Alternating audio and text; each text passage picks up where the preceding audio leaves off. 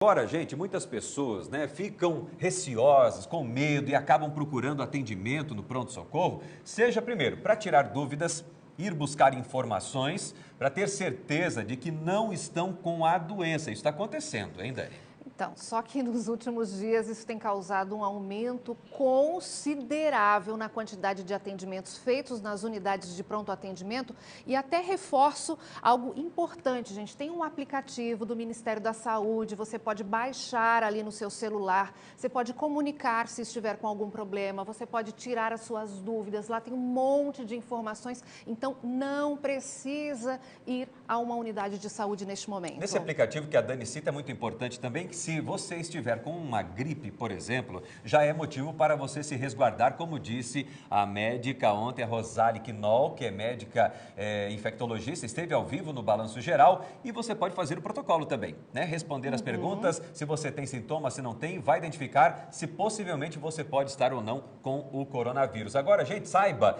quando você realmente deve procurar um médico. Acompanhe a reportagem.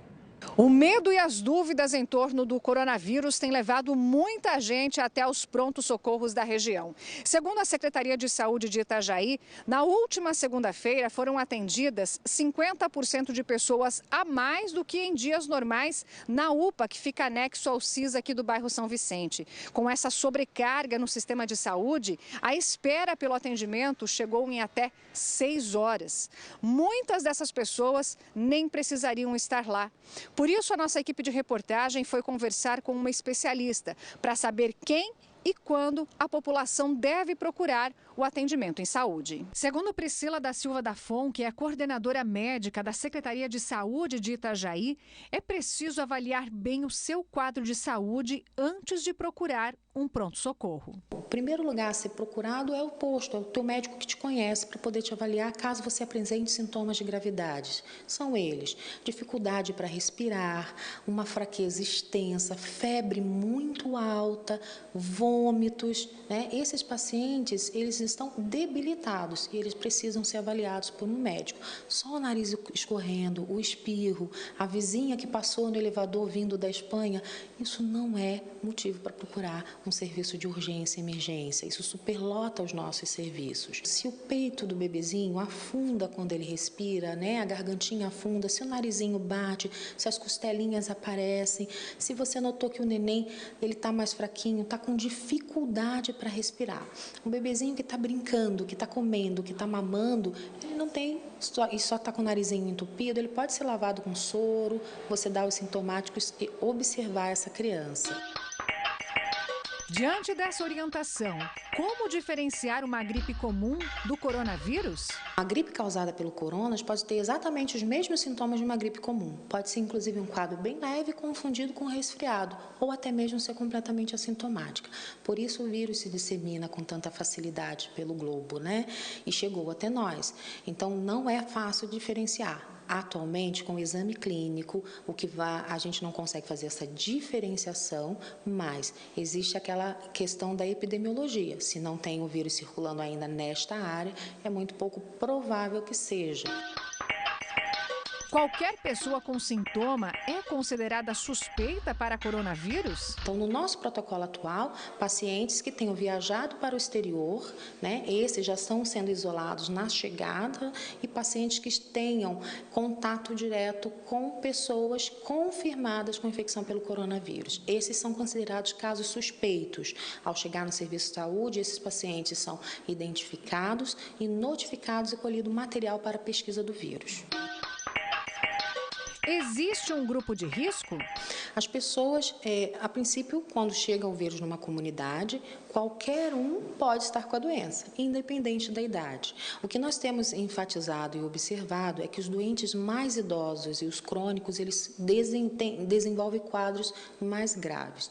Então, esse é o nosso chamado grupo de risco. São com esses doentes que nós estamos preocupados. Nós devemos ter um cuidado redobrado.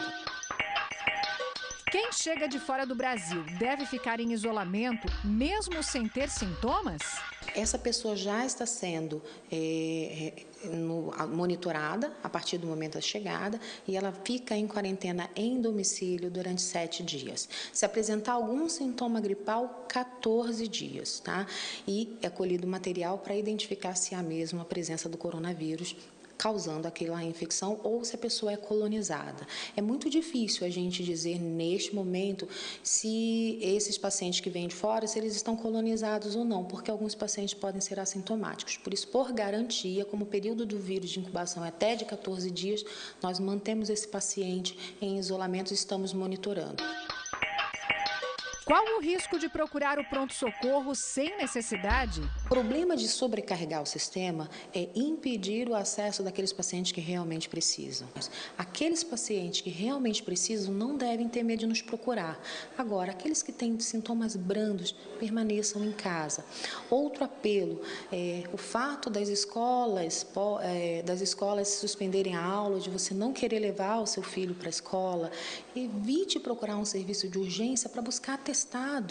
Esses profissionais, eles estão sobrecarregados e as pessoas que estão ali precisam do médico, precisam desse enfermeiro para estabilizar e manter a sua vida, né? Não para fornecer apenas o documento. Então, procure a sua unidade básica, converse com o seu patrão. Nós estamos num momento atípico, um momento de crise. Nós temos que entender que nós ainda estamos aprendendo o comportamento que vamos ter daqui para frente. Quantas recomendações importantes que nós acompanhamos nessa reportagem da Diana Brocardo, com a profissional da área da saúde. Justamente ela fala algo, não sobrecarregar o sistema. O Sistema Único de Saúde do país, do Brasil, não estava preparado, nem tampouco particular, estava preparado para uma pandemia de um vírus tão devastador e com uma projeção tão rápida de infecção. É por isso que cuidados mínimos e grandes devem ser tomados, né, Dani? Exatamente. Por isso que essa orientação de nos recolhermos agora, para que a nossa rede de saúde consiga se estruturar, para que o número de infectados não seja tão grande como alguns países estão enfrentando, né? Exatamente.